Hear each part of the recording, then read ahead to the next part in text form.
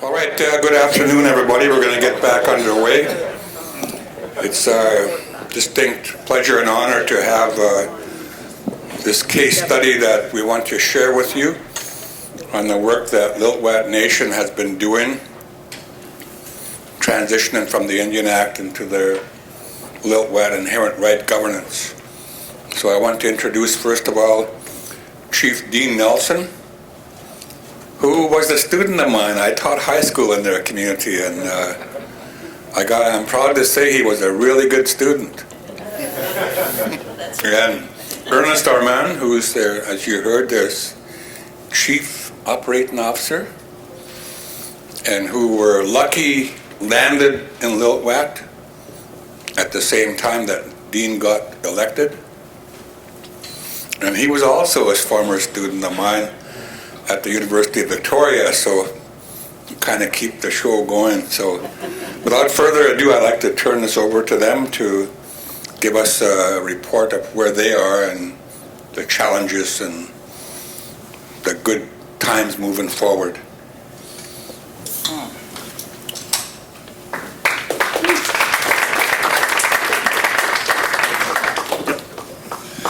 Good afternoon, everyone. Dean Nelson, political chief from Lil'wat. Traditional name is Shkolomuk, and I was given that at the time of my election. I had no idea it was going to happen, but that was the beginning of my term, and that was very touching for me to be acknowledged.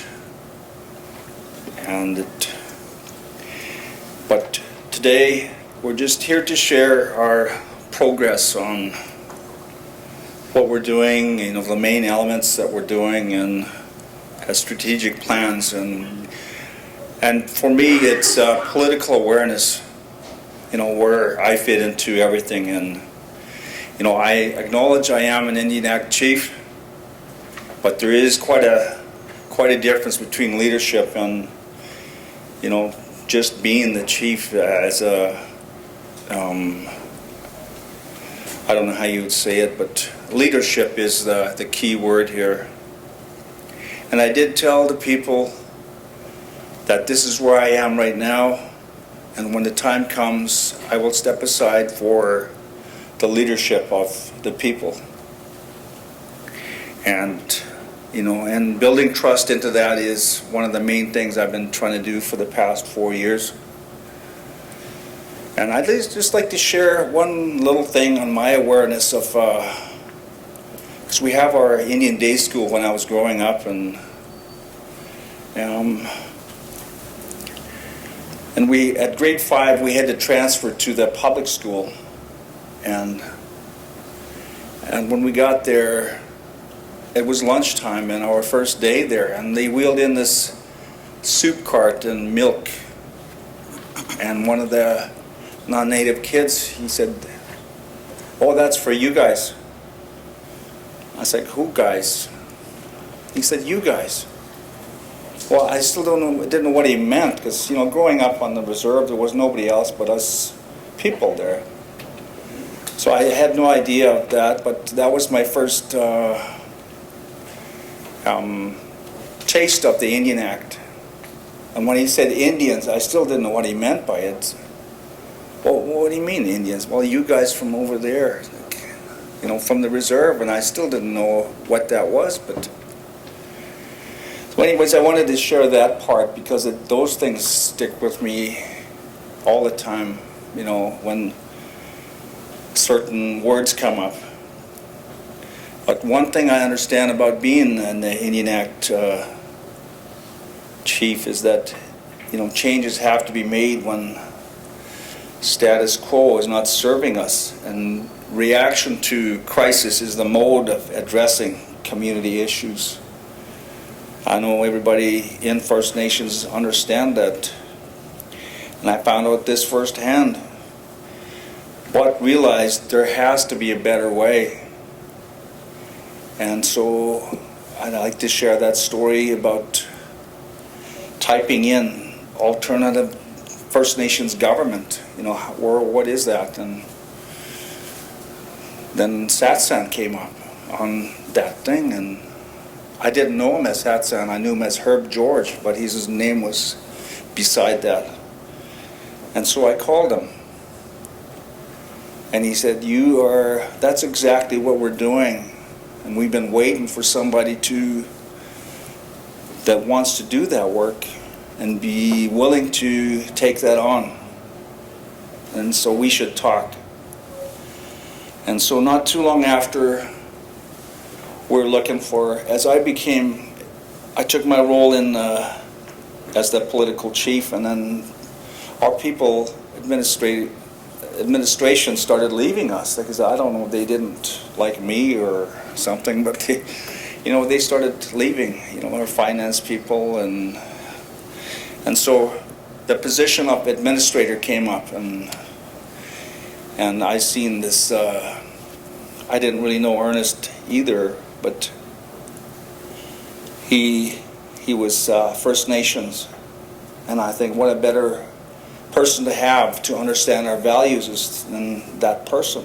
We can have all the professionals that we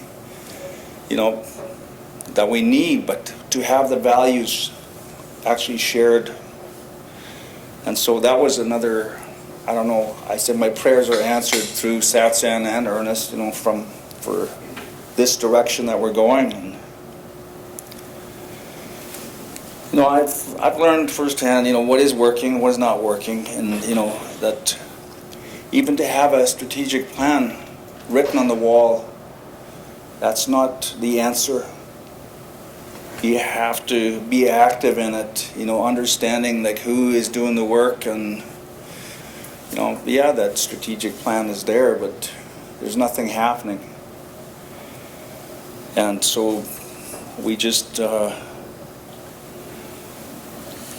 took that, and it's hard to take when somebody else tells you that things are not working, just because you have that there. And Ernest was that person from an external view. We'll keep on going through, just keeping going, and that's what we do. However it is. And one of the main things I understood is to listen. What is it that needs to be heard by us as leaders? And trust. I spoke with a few people, and it's taken these 4 years, that's our election, that's our term of election, for things to finally calm down, and that trust. And I realized that anything that's misinterpreted or is going to turn into a political battle or an agenda for somebody else. They don't trust what I'm saying, they don't understand, and it becomes a political thing.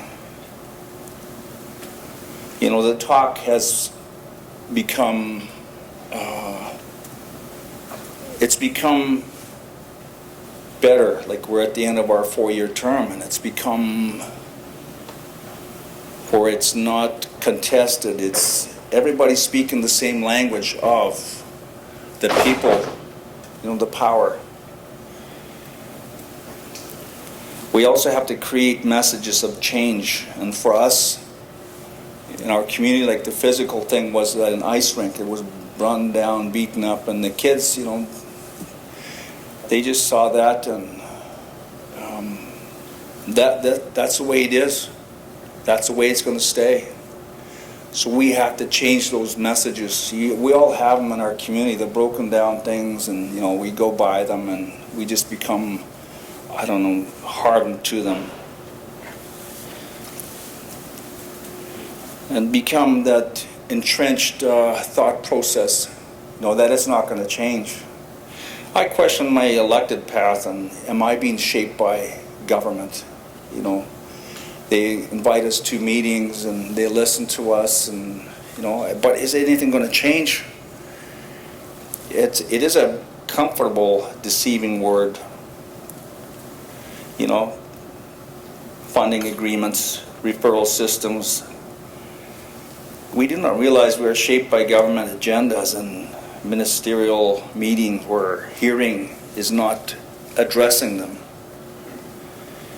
And I feel that our focus has to be altered to what can be. And for succession, we need trust, clear identified goals for leadership from the people, where community issues are identified and mandated to community-approved conclusion, that they're identified, taken on, and put to rest. And remember, we are leaders, not just titles. And that's not just chief and council, it's everybody in the community takes their part in that. The community also needs to be engaged in being part of the positive change. And I see this stemming from strengthening in individuals and family directed through alternative government. Example is inherent rights. What is it? Who does it empower? And who benefits from it? The people need victories, not only on the political level, but also on the community level, that lets them know that there is positive change occurring. There has to be a realized vision for change. The utmost important role elected leaders have to support community leaders and provide the all-important message of hope. There has to be hope. And I shared too about all candidates' speeches the other night, and there was no animosity in there. It was all positive, and so that lets me know that we come a long ways from 4 years ago when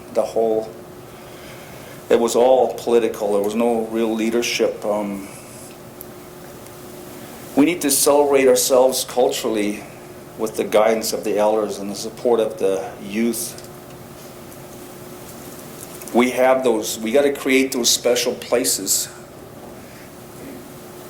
And I was talking with Edmund there, and it could be something just as specific as a fire, sacred fire, that we all hold important, that we all go to, but they have to be sacred, and we all have to share those values of it.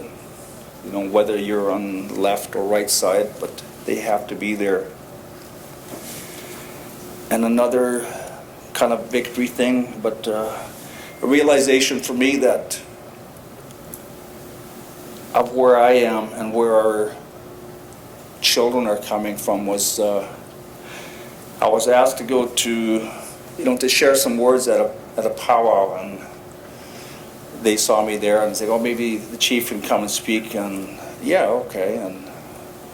But the thing was, they invited an immersion student to speak before me, and it was an opening prayer, and it wasn't just a religious prayer; it was a prayer of thanks.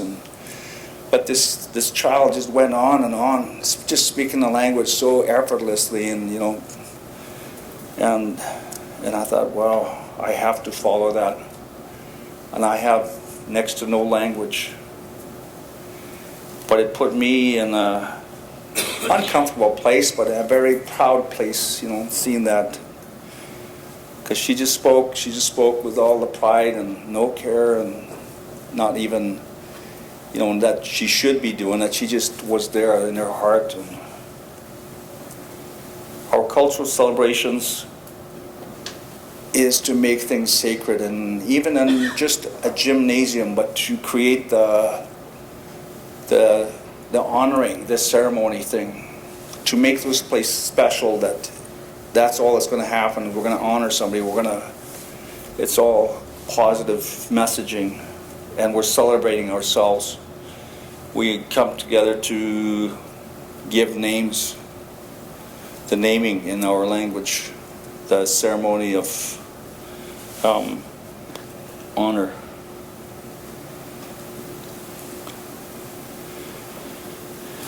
And that's about all I have. But the final thing is, I see this whole inherent rights thing as that Trojan horse that we are presently building, and will be offering to all consenting First Nations communities to be utilized to dismantle the very damaging systems of the Indian Act.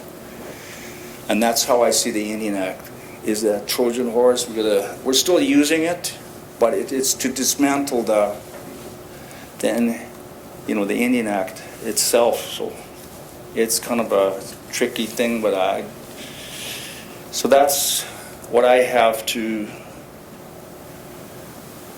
share with you in our progress. And it's hard to share feelings, I guess, and the victories that we've had, and it takes other people to point out what we've achieved in our community.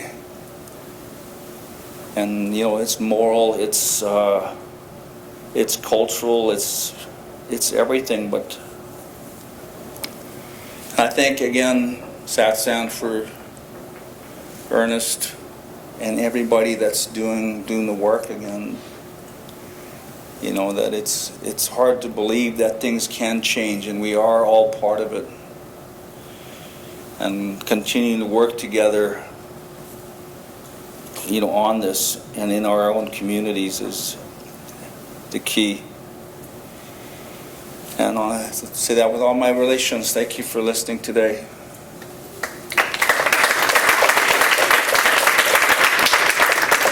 So I think Ernest will let us know what he's doing, and as far as systems and. All right, thanks, Dean. I'm just going to sit down. It's hard for me to stand up and think and talk at the same time. If I was chewing gum, I'd probably fall off the stage. So good afternoon. Good to see you all. And, I think the opportunity for me it's really close to home, because I've been working on this stuff for a long time. And I always tell everybody that I'm a recovering band manager in my introductions, and those that have been a band manager know what I'm talking about. And the reality is, it's kind of true. I laugh, it's such a good joke, right? But the reality is, it almost killed me. And I shared this story before, I believe, for those that were on the webinar, so bear with me. And because the reality is, it was difficult to be the person in a position to oppress your community, and you had to live there. And that was tough. And I was known to be the guy that says no. And I had to, because we had to maintain certain, fiscal responsibilities and all that crap. That wasn't our making. It wasn't meeting our needs. And I was often frustrated and angry about why can't we do anything better. It didn't matter what you did or how you tried to do things. Doing more for less gives you less. And that's the bottom line. And when I had the opportunity to go to work with Lil'wat, and I kind of told them up front, I said, this is who I am, this is what I do, I'm not a band manager. And I said, if you agree with that, great. If you don't, well, that's fine too. I didn't expect to get the call, so they called me up and they said, you're the guy, we'd like to start. So I was like, sweet. And then so I moved on, and I set up, because I'm actually from next door community, I got some family in Lil'wat and friends and all that kind of stuff, and I used to hang out in Lil'wat when I was a punk, doing all that, the stuff you do when you're a punk. And so I was surprised they asked me back. We used to have a good rivalry playing ball hockey, and for some reason I was deemed to be kind of a goon. Anyways, what can I say? I was competitive. But when we look at the work, when I had the opportunity, after I left band manager in my community, I did that for 15 years. I had an opportunity to work at our small tribal council, and it's not what probably a lot of you think a tribal council is, because where we come from, tribal councils aren't really part of our culture, aren't really part of how we get things done. And so it was an opportunity to help support, the organization, do capacity building and governance, community development, all the kind of things I like to do. But it also gave me the opportunity and time to actually do some research. And I kind of did the same kind of thing. So I started to do the research, the Center for Excellence in Governance. I always get the title wrong. But I researched their stuff. I read it. And it made sense. They talked about the 5 pillars and all the principles that go with it. So that became my way of doing business. So I started promoting results-based organizations and community development, both the healing piece, health, all those components about getting ready to take on our responsibilities, become self-governing. Because early on in my work, I realized that for us to become self-governing, we don't need anybody else's permission but our own. And that's something that's stuck with me for many years now, and it's done me well. And it's something that I think is quite true. And so that, Dean, when I went to go work there, he made it a point to, he talked to me every day, come tell me all these things, and share with me his concerns. And we actually went out and did a tour, and he was showing me all this stuff. We went by the rink, what a disaster. We went by the community grocery store. Across the street was a recycling center, and it was a dump, really. It was horrible. We went there and somebody dumped a carcass in there one day, and it was just nasty, right? And that's right across the street from your community grocery store and residential zones and all kinds of stuff. And he says, this isn't good enough, right? When I did some work in the community, we've got our own school. They got a lot of great programs and services in Lil'wat. They're a large community. From what I understand, they're the 3rd largest in BC. And they've got a pretty good on-reserve population, which is unusual. I think there's about 1,500 of the 2,100 people actually live in Lil'wat on the reserve. And so it was really interesting to see these things, but yeah, we had all this stuff, but it was always just above, a little below average. It was kind of there. And so I had the opportunity to come in to look at things, and I would share with him my insights, because I didn't own any of this stuff. And I kind of knew what he wanted to do. And so to get ready was a big piece, and so it was really encouraging, when we were talking about things one day, and he kind of mentioned, he was talking with Sat-San, and I go, he was my teacher. I stayed awake during his class, so I must learn something. Sat-San's too nice, he wouldn't say that. But it was true. Like I was pretty lucky to actually get into that program at UVic, and it actually helped me a lot. It affirmed a lot of my thinking. And at that time, the treaty process was strong, and I didn't like the treaty process. And I voiced it in class, I think, a couple times. I thought I was going to get kicked out, but I didn't, so it was a good thing. But that's a key thing. It's about being ready. And so he said, yeah, let's do it. And I said, yeah, because he was asking me questions, and I said, well, I know we don't like treaty. I know the self-government stuff isn't up our alley. What else is there? So we started to explore those conversations. And when we first met, it was good, to talk about the things. And I had an epiphany at that time. I said, what, I've been working all my life for this point in time. So that's the story. All right, so I'm committed. So when we did the work, Sat-San came in. He helped us do the awareness training around the Indian Act and all that stuff, and it made a lot of good sense. We rolled that out. We tested with our council. We got a large council. We brought in our senior management team. The people that run the organization departments. We went through this exercise. We kind of shared some of that. And, and so I think this was like a September, end of August type of thing. In the next council meeting, we passed a resolution, a band council resolution too. It's kind of tongue-in-cheek. That's how it works. And I lost the deal. And so this PowerPoint, you can't read it obviously, except for Tim, who's in the front row. But I think this will be given out to everybody. And so I just want you to know that. And so when we sat down, and I had at least a bit of awareness, because I was reading the 5 pillars. I read the Aboriginal Title Inherent Governance Rights Strategy. It's a 10-point strategy. I know you were asking a bit about that, and I didn't click in until lunchtime. But that's kind of the key stuff.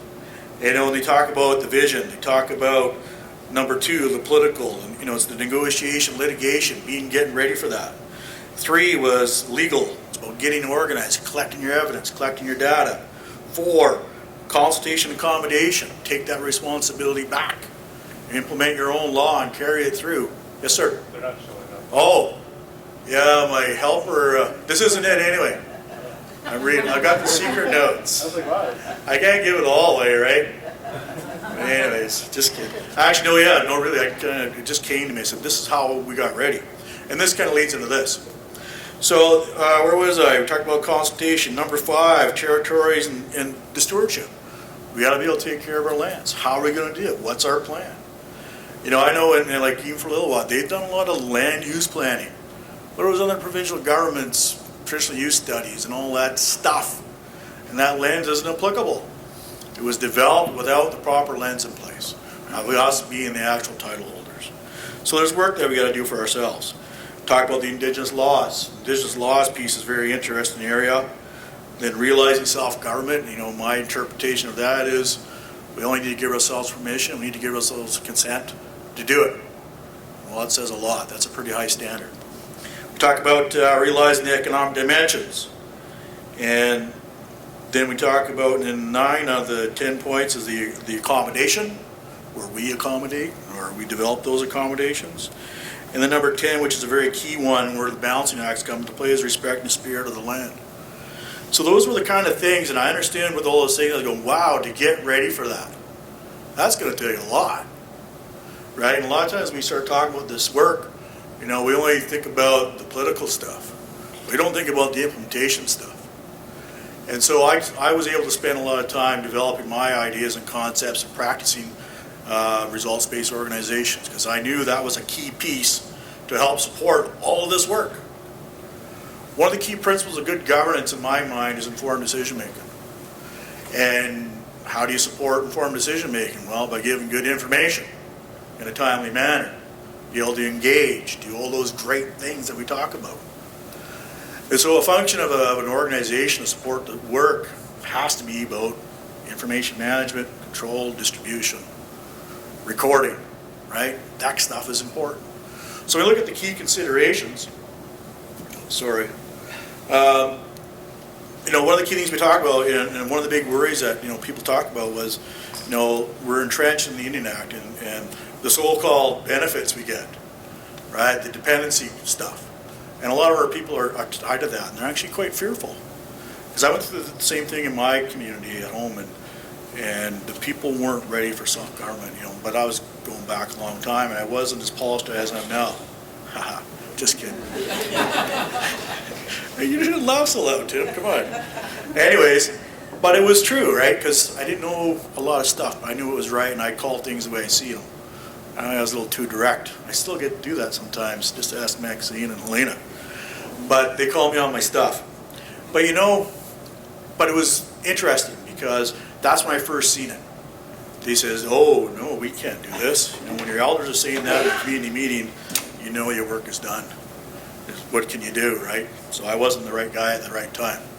But I learned that. And it's one of the things that we talked about early on. We said, if we're going to do this, these are the things you got to get prepared for. So providing essential services and improving our public service is key. It's one of our biggest areas of challenges, and all the things that we do at home and all our programs and service areas, we need to improve that. Because it's about the trust, right? You know, and Dean talked about trust. I know a lot about trust. And when you break trust, there's no getting it back. And the trust is, you know, in the Indian Act business, there's no such thing as trust in that business. We need to understand policy and contribution agreements, and we need to sort between the Indian Act and the realm of inherent rights. So, you know, like we've been doing a lot of things, and Lil'wat's the same kind of deal. They were trying to modify Indian Act policy and program services and put their spin on it. And it actually creates conflict. And we're experiencing that conflict now because on the ground, things aren't working out in some cases. So we need to sort out for us, what does that policy framework look like for Lil'wat? You know, we have the controlling piece. You know, so when we looked at our work, we sorted into 3 streams and what I call also the 4th bucket. And the 3 streams really is mass of the Indian Act. It's, you know, taking on the program and services, you know, and dealing with that stuff and make sure it doesn't consume all of our time. We need to create the time and space for not only our leadership, but also our management and also the community to start looking at the other areas, which is more important. Number 2 stream is actually the transition and governance piece. And that transition and governance piece is really what are the measures we need to do to actually help us transition. Because you're not going to go from this dependency Indian Act mentality to soft government overnight. It's going to take a lot of work. The 3rd stream was really about is the realizing of soft governance. And for us, the standard is quite simple. We said we just need to develop consent in the community in what we're doing. And so everything we're doing in our communications, all that stuff we're doing nowadays, is with that in mind. And it's a key piece of the vision. And and so other departments, other areas within the organization, the community are helping support that work with that outcome in mind. Big shift. We see the results already in the community, and we haven't even started. So I was pretty impressed with that. We need to assess the organization, readiness, and health to support informed decision making. Because exact opposite of what we got in the current situation on the Indian Act. Health and wellness is a key thing. When you're not healthy and you're not well, you're not making good decisions. Doesn't matter who you are. So it's a fundamental piece that we have to work with and understand. We need to do that investment. Organization infrastructure challenges. When I look at our system, we're the 3rd largest band in BC. Well, you look at our organization infrastructure, we're still a small band. We didn't have a document management system. We don't have a record of decision standards. All these things that you think you would have don't exist. They don't get resourced. The work wasn't done. When I had the opportunity to look at things, and things would go so far, fall off the map. Things go so far, fall off the map. I've seen 3 communications policies for Lil'wat in about a 3-year period, and we still don't have one. Just saying, right? So policy is a big area of work. And organization infrastructure is a key thing. One of the things I learned when I went to U Vic, I actually talked about the 3 things that will help us realize soft government. And it's people and systems and language. And the other thing that was talked about was technology. We've got to be able to use the technology to help us catch up. And I'm not really that technical. I can turn on my computer and go through a PowerPoint sometimes. And but it's amazing, what you can do nowadays to be organized. Nation rebuilding. I really like this educated young man, his questions, right? And I love youth. I love young people. I do. They're going to help us change the world in which we live in. But anyways, that's a key thing. What was I? I went too far now. Oh, I lied. So nation rebuilding, and talks about, it's really around, for us, it's needs identification. I do a lot of work. I promote social determinants or health determinants because it's critical. You got to be able to do all that work in those fronts to support nation rebuilding. One of the determinants is self-governance. It really is. And we need to look at it that way.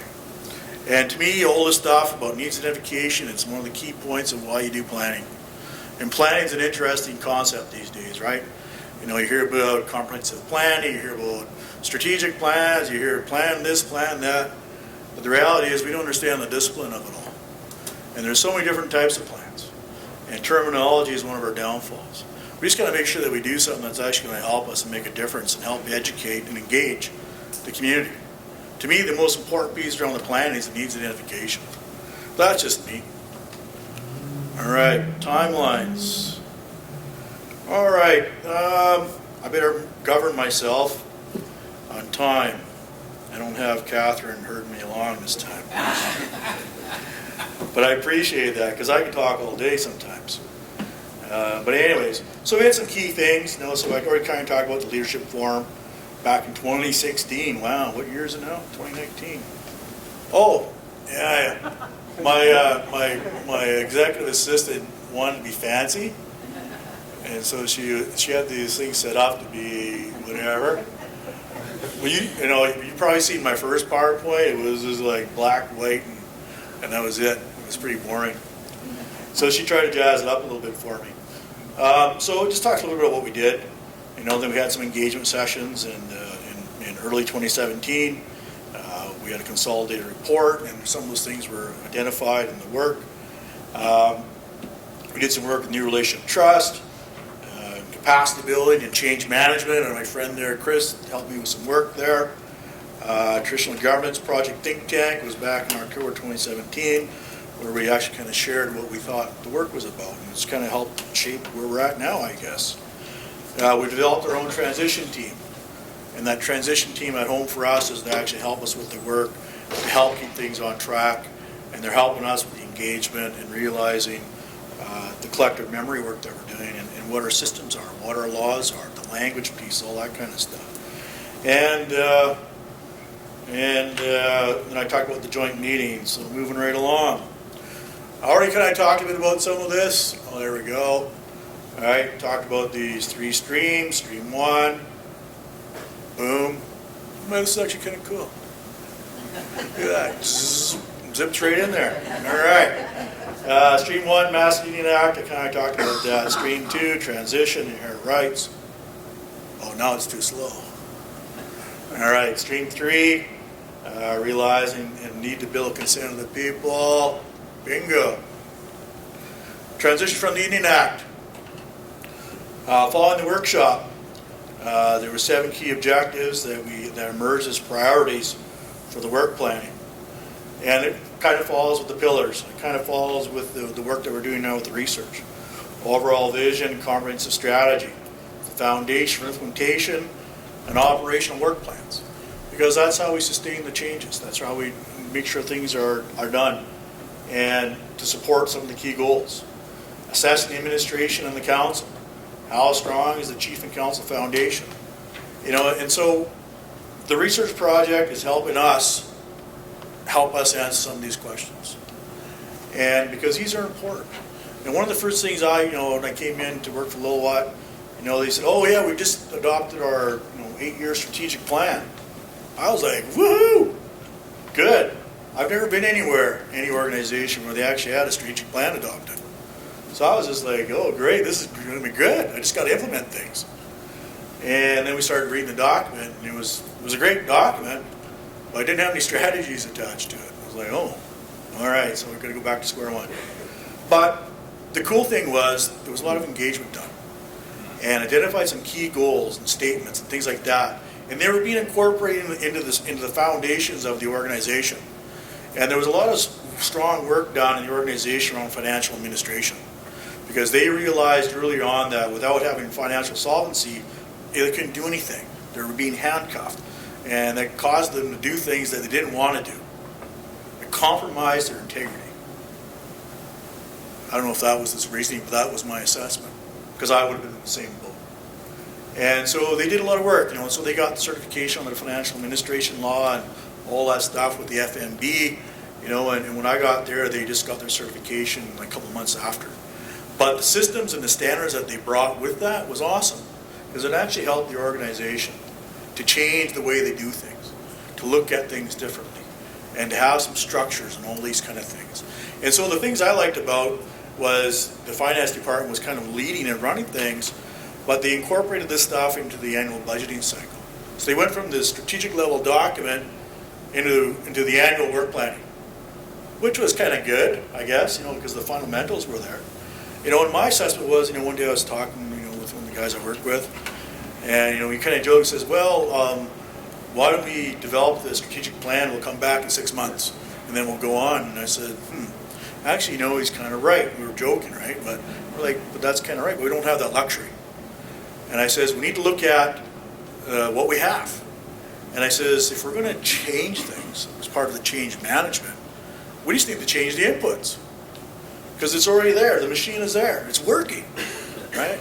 So that was like, I said, oh, that makes life a lot easier. So we just need to improve the strategic planning piece and develop the strategies. What are the standards for how we do this work? When does it fit? How does it work? How is it supported by policy? How do principles come into play? How do the values come into play? And so I thought that was pretty cool. All right, so assessing the administration and the council is a key piece of the work. And, sorry, I always forget. Like I said, if I was standing up, we'd still be on the first slide. And so it's a key piece that's coming up, and because when I started there, I had like 220 staff. Our biannual budget's like 32 million or something like that. And I go, well, is that enough? Is it working? How do we know? We don't know. And so when I look at that, I got 220 staff, and really, out of that, there's 17 people that support the organization. 17. Doesn't sound right. Currently in our structure, like for example, I got like 17 people reporting to me. I don't know how that works. Probably not so good. But it's one of our challenges. So it's a key area of work. Policy development renewal. We have process and procedures for implementation around that. Catherine was been providing us some help because we knew it was a big area of work. So one of the first things we did, we revamped our election code, for example. It took us a year and a half because we started to see the relationships between that piece of policy and other areas of policy, and they weren't in alignment. It was causing some challenges. The last election was kind of a bit of a rough road, I'm going to say. Right? It was. And I came in after the fact, which was kind of a nice thing because I didn't have to go through that trauma. But the trauma of what happened in that event was really evident in the organization. Right from the leadership right down to even the community. It wasn't nice. And that couldn't happen again. So I think we fixed the challenge with the policy. Anyways, I like to get carried away sometimes. All right. Talk about organizational assessment, administration assessments. There's some work being planned around that. Change management strategy, which is a key area. We had a lady come see us that came out of the volunteer pool. Her name was Kate Lamb. We spent a lot of time explaining everything. You should see my work plan, man. It's like this long, single-spaced, all this kind of stuff, and that's only half the stuff. The other half is in my head. Doesn't help anybody, right? And so there's a lot of stuff here. There's a lot of things at play. So how do I inform the different people that need to be informed? Because I'm not going to show them my big plan because only I can read it. So how do we interpret it? How do we bring that down? And even explain it to council. So there's different things. And so we spend a lot of time understanding the difference between reporting and informing. And informing is a key area that we need help with, And so I think Clive is going to be helping us with communications work and things like that. How we structure things. So change management is a big deal. And anytime there's kind of a change, what do you get? Resistance. Or, what's that word the kid used earlier? Not complacency, but anyways. Docile. Yeah, I got to write that one down. It's not a word I'm very familiar with, but it is a big challenge. Status quo is, my God, it's everywhere. It's everywhere. So anyways, change management is a big deal. And my friend Chris gave me some pointers because I'm not that patient sometimes. All right, unless I'm doing PowerPoints. So capacity building, professional development, big area. Generally speaking, a lot of First Nation organizations, low skilled. I'm not saying they can't do the work, just low skilled. We've got a lot of great people, and that's what's carried a lot of the business. So we need to invest in capacity building. And last but not least, we need to establish some ground rules. Just for how we conduct ourselves and that respect piece. When you got people coming in throwing rocks at leadership or whatever, how are you going to get any work done? Doesn't work. So we need some basic ground rules. Oh, that's number 7. Sorry, I jumped ahead. So the transition piece, how am I doing for time? Oh, crumb. Am I burning my time? I've got 2 minutes and I need some question time too. Is it better if we go a little bit longer? All right, because I think I'm not even halfway through. No, I'm just kidding. A lot of this stuff we already talked about. Transition 1, right? This is the vision work. I don't think we need to go through that. Talk about what some of those things are. Transitioning 2. Oh, they made this thing slow again. But this PowerPoint will be given out. And one of the things I got some notes here. So it's about effective governance on the transition 2 item. And it's about strong principles for leaders and the people. We need to have a well-functioning council that focuses on the right things. Example for not micromanaging and those types of things. We need to make sure we have clear roles for both council and council members. Because council has a role and council members have a role. We need to make sure we have good council and staff relationships. and that's an area of work. Sound management. We need to have responsible and diligent staff. We need a well-functioning organization, a results-based organization that I like to talk about, where you report results and get the work done and rely more on policy governance to help you deal with the stuff. We're trying to get away from the portfolio management system. It doesn't work. Representation models really don't work. You're not accountable because it's easy to be able to not be directly responsible. Sound management leadership is a key area, well-defined roles and responsibilities, and good, mutually respectful relationships with the political level. And it's not just chief and council. You know, Dean talked about politics. Politics is everywhere. Transition 3, it's about process and procedures. We talked about the policy suite, so it really is about gathering and sorting those policies, doing the review and revisions, and that work's going to get started in the fall. We've already got a structure in place to help deal with that, and it's a big piece of work. Transition 4, organizational administration assessment, so I'm not going to repeat myself anymore, I hope. Transition 5, a fundamental assumption of the Transitional Governance Project is that the Canadian government manages, constraints, the affairs of First Nations through policy. And this goes to that word again. What is it? Docile. Keep us busy. You know, that's the same thing with consultation accommodation in BC. They're killing us, man. They're giving us all this stuff, and we review it, and we forget why we're doing it. And we usually do it on our own dime. And we don't even have a dime. We get 45% less, so we got a nickel. Just kidding. I like to talk about those things because it's kind of true, man.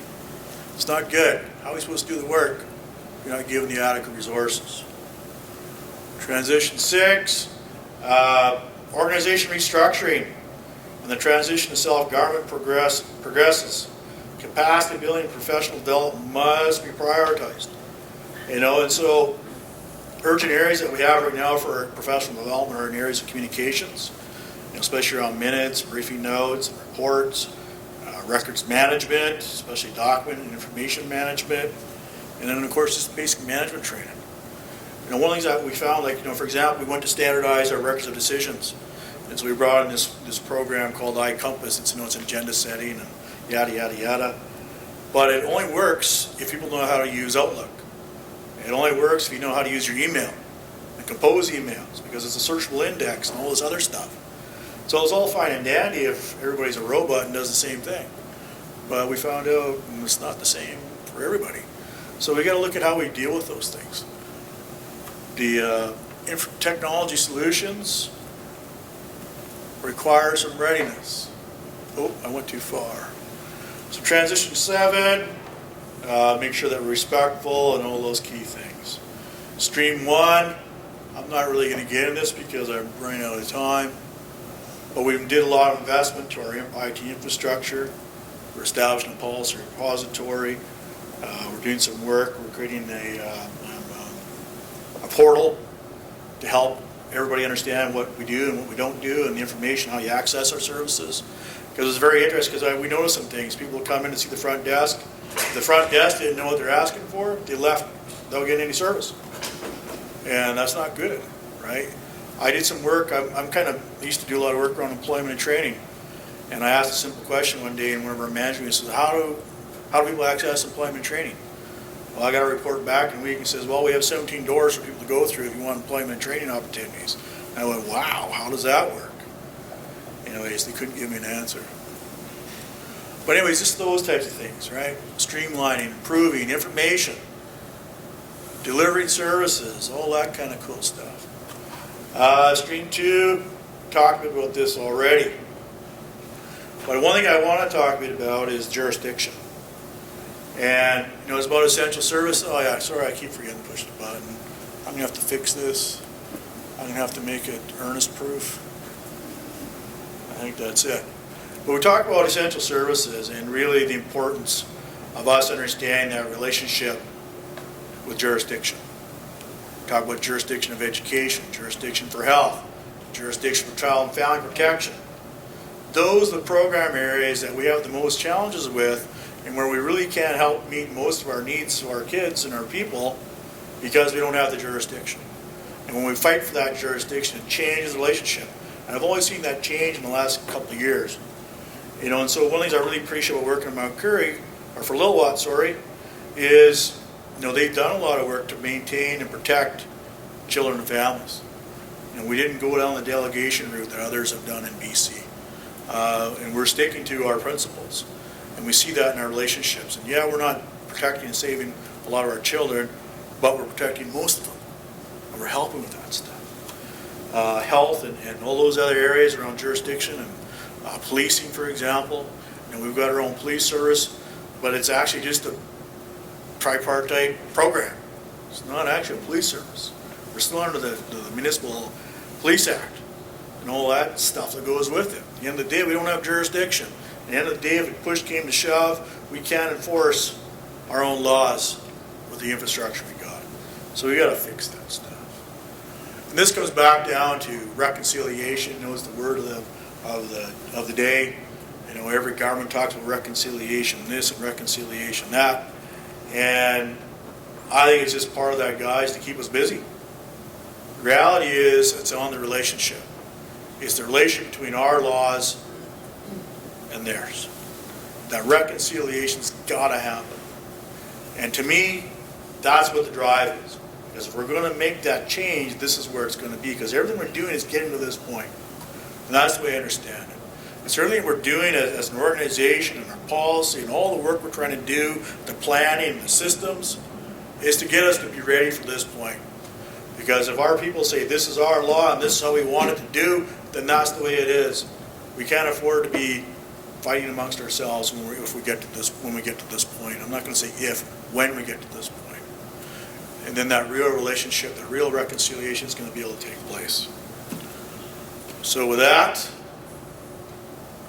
Stream 3, well, I already talked a bit about that. Oh, yoo-hoo! We're ready for questions, concerns, or outbursts.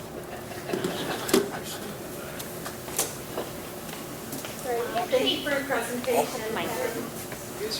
If you have a question, there's a mic on your table. The recorders are having a hard time hearing you. So use the mic. Hello. Thank you for your presentation. Just a quick question in regards to, and I'm so sorry, it's about membership. What qualifies a person to be a Lil'wat? We had an interesting exercise with the Carson County Tribal Council when we did an all clans gathering, and there was different values that came out of the different nations. And unfortunately, that's when Carson County Tribal Council figured out that they had a huge problem around the clan system, and that each nation is autonomous. So I just wanted to ask about what qualifies you to be a Lil'wat in regards to the inherent rights to carrying on those traditions. Thank you.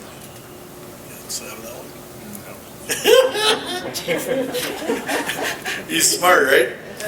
Leaves the hot topics alone. You know, in Lil'wat, they actually have a citizenship code. And then they also have the membership policy. And we're still in this realm of the Indian Act, and everything's driven by membership. You know, you can't get services and all that kind of stuff if you don't have your status card, all that malarkey. But the reality is, you know, I think it's going to be the community that's going to determine that, and I don't think we've come to that yet. Citizenship is anybody has a right to be, if they can demonstrate they have ancestry from Lil'wat, they have an ability to actually become a member. You know, and so we got to make sure we keep that conversation a little bit separate. The systems that we talk about, like clans and family heads, we haven't really begun to do that work, to build that consensus on what that is. And when that happens, it'll take care of itself. I don't think it needs to be the focus, really, about citizenship or membership, if we're going to call it that. I have no idea. You know, and so, but right now I think we've been pretty clear about You know, if you live in the community, you have children in the community, you're a community member.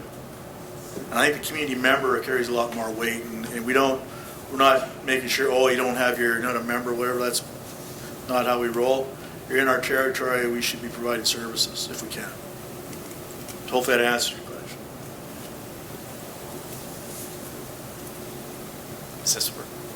Is this on? Okay, great. Thank you very much for that. It's a fascinating presentation and quite a journey there. And it was on the journey that I was quite interested. Ernest, on one of your first slides, you talk about your first steps, commitment to rebuild nation, educate people, and a strategy to restore power to the people, and a mandate to make change. This kind of implies a lot of, firstly, engagement of people, getting their participation and ultimately their consent to move forward. So I suppose my question for each of you is, how did you bring your people along in each of those kinds of forms of engagement, to participation, to consent? I can probably do that. Sure. Okay. So I think so we haven't gone full community engagement yet. So we did a test run. And in that test run, we had anywhere between 30 to 60 people come out. We did 3 different sessions, or one weekend every month for 3 months in a row. And we went through the whole Indian Act process, right? So we brought them through what the Indian Act is, we brought them through the case law, we talked about who we are, where we came from, where were we the day before colonization, and we talked about where we can get to. And so we've identified these 5 priorities, and these came from the community, the members that were there. And so in our collective memory work, is maybe the better way for me to call it, it's about doing that. And so we need something to be able to help create a conversation, because there's going to be more engagement. And so we had to get some basic things in place. And so these things that are up on these slides talk a bit about the priorities from the community. And they're the ones they actually took over the meeting on the last day and said, these are the things, boom, boom, boom. And so that was some pretty clear marching orders. And so, because everybody agreed, yeah, we got to get out of the Indian Act. There was no question. Everybody was there, consent. And so that really helped us. It reassured us that, yeah, we're on the right track. People understand it, they get it. And so it gave us a model to follow. And so we're going to be doing more of that. Now, part of that work too is, we had our leadership, we had some of our community leaders, and we had some of our program managers and things like that. So, for example, our school, we have a school, K-12 school on reserve. The principal set out immediately to start about how to develop curriculum to utilize the Lil'wat inherent rights as part of that curriculum. They're doing things with language. We have a language authority. They're taking care of our language revitalization work. They're doing it independently. And they've built into their language programming to share the stories, to help us do the research around what are some of the Lil'wat laws. What are those things? Because we need to be able to tell people, to share that information. And so it's created a shift in the community. Because it went from, oh, what are you guys talking about, inherent rights? And they're trying to blame it for everything that's not going right in the world. And when they get a little bit of understanding and awareness, it really changes their approach. So we're going to be doing a lot more of this engagement work with all community, because our third stream principle is we need consent of all Lil'wat. And so we got to be able, so through the work we're doing with the research project to help us to be able to communicate and do all those things and capturing data and sharing back and all that kind of stuff, it's going to become a much bigger scale. And we've got to do it with more people. We're going to have more tools. We have more departments that are doing this stuff. We start to incorporate this into our operations and our strategy and how we're doing work and all these things and things that we want to measure. We're going to start doing those things as part of our organization, our essential service delivery, and engagement activities at all levels. And so we're actually changing how we're doing our strategic planning work too. Our engagement process has changed. Instead of having every little thing have its own little planning piece, we're just going to do one sort of comprehensive engagement, identify principles and values that need to guide what we do, set those up, and then we report back and say, this is what we're going to do to help achieve those. So it's just a change in the way we do our business. And that's all in support of trying to help inform everybody, because we can't leave anybody behind.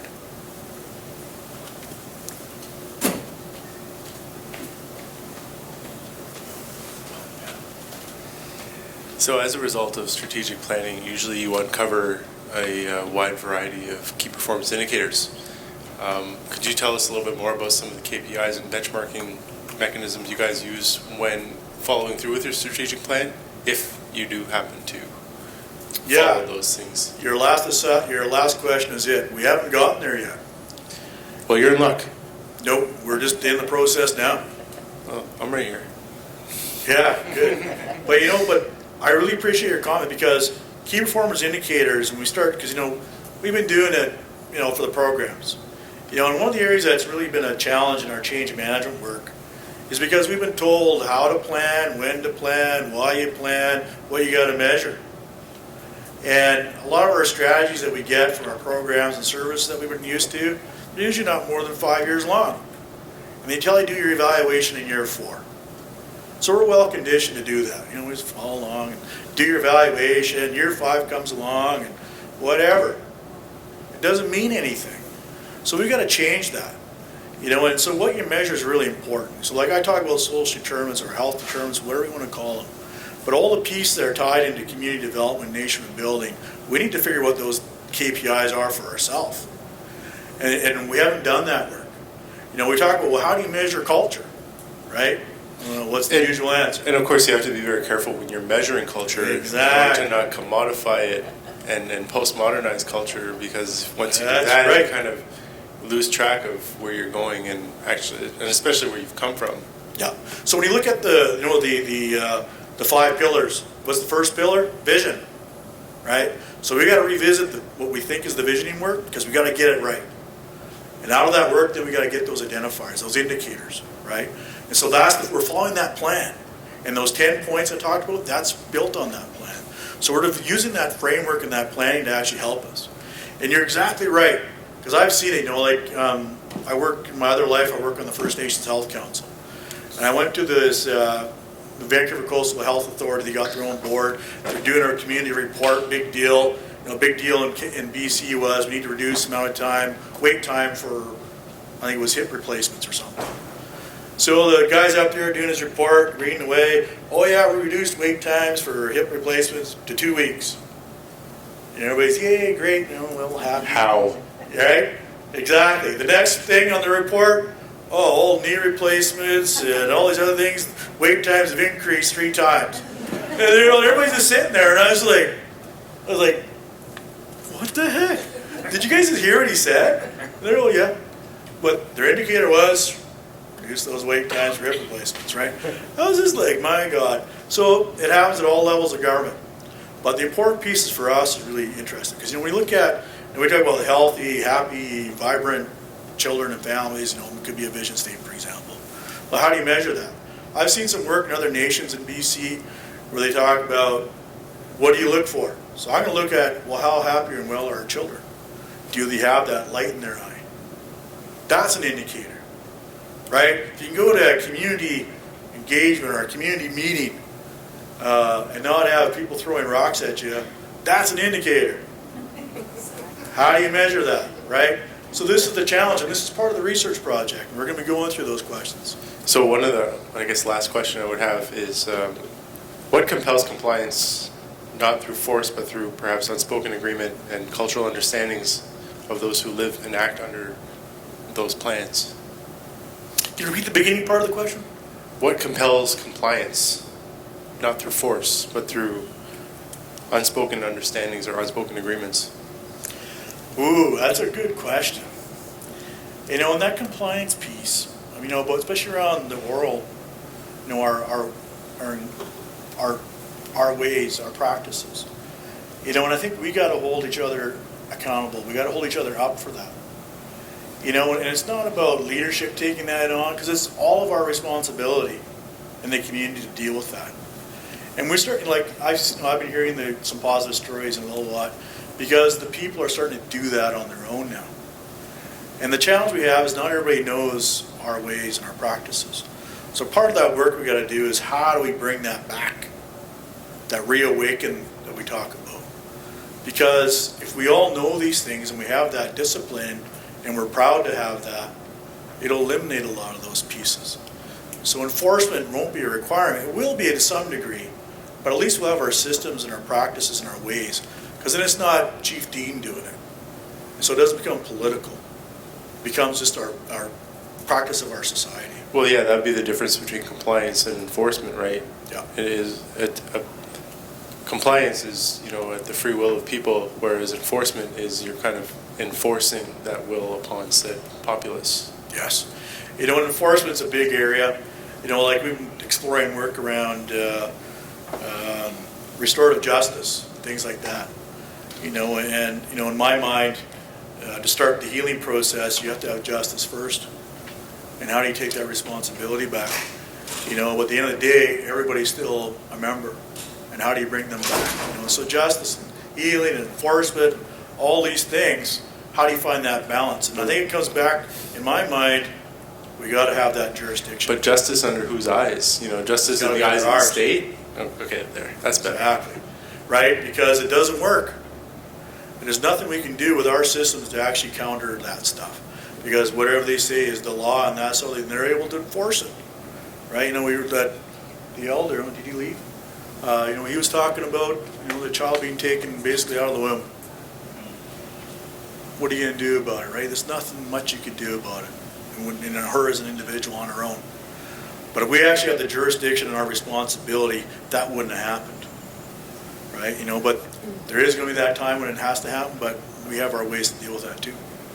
But I like what your question is. And I probably didn't get it up front, but thanks you for clarifying and being patient.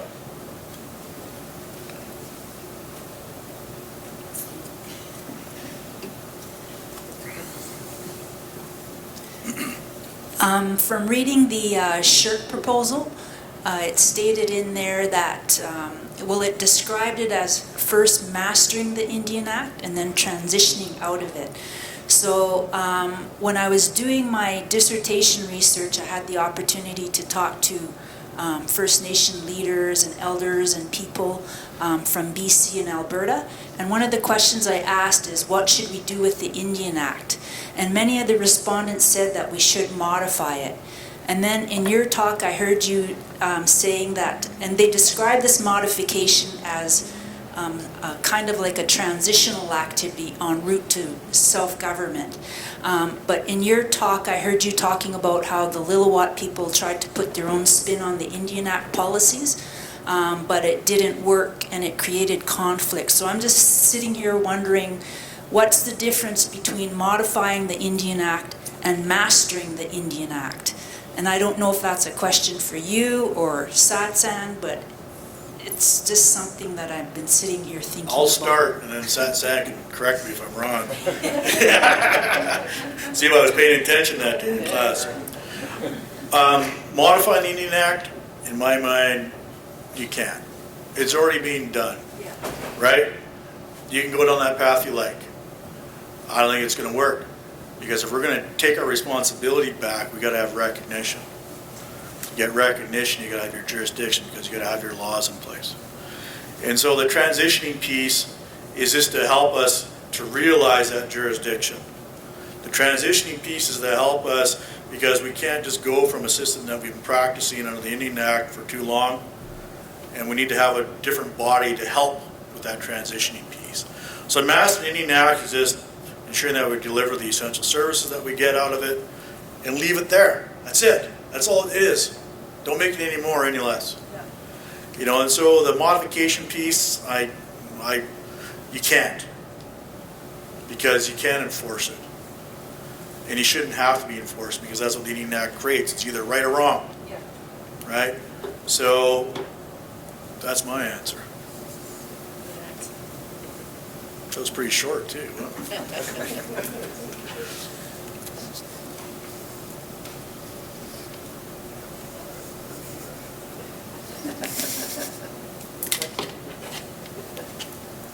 All right. Cool. Well, that was pretty easy. Oh.